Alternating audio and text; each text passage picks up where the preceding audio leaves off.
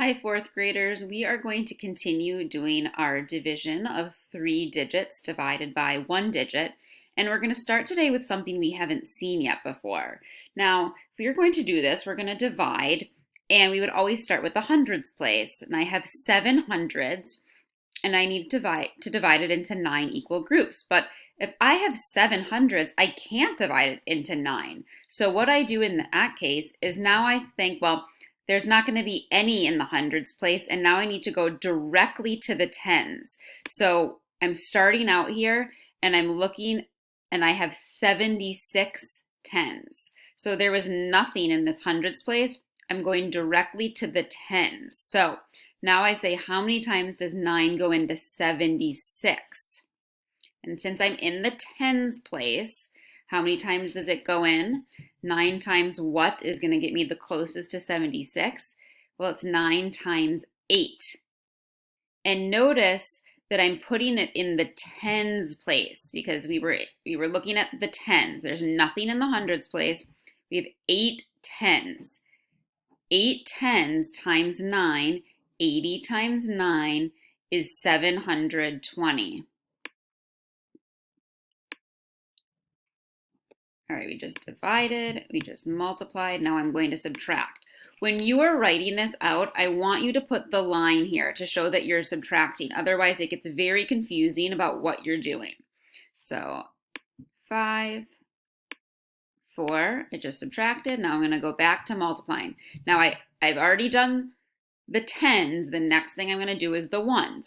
I have 45 ones. How many times does 9 go into 45? It goes in 5 times. I like to not even lift up my pencil before the next step because as soon as I write that down, that 5, I know I'm going to need it to multiply. So that 5 times 9 is 45. And then I subtract and I have 0. Okay, I'd like to do one more demonstration of this before I have you try it. So I start with the hundreds. Can 3 go into 2 hundreds? No. If I have 2 of something, I can't break it into 3 equal groups. So there's going to be nothing in the hundreds place, and I'm going to the tens. And I have 26 tens. How many times does 3 go into 26? It goes in 8 times, and I put it over the tens place. 8 times 3 is 24, but it's really 80 times 3, so it's 240. Now I'm going to subtract, and it's 27. Now I start over. I have 27 ones. 3 goes into 27. Exactly 9 times. 9 times 3 is 27. Now I'm going to subtract for 0. I want you to try this one on your own. And I'm just telling you, I'm giving you the hint that it's the same kind that we just did, where you're not going to be able to divide the hundreds, so you have to go directly to the 10. So try this one out on your own, and then you'll come back and check your work. Okay, check your work. Did you get 93?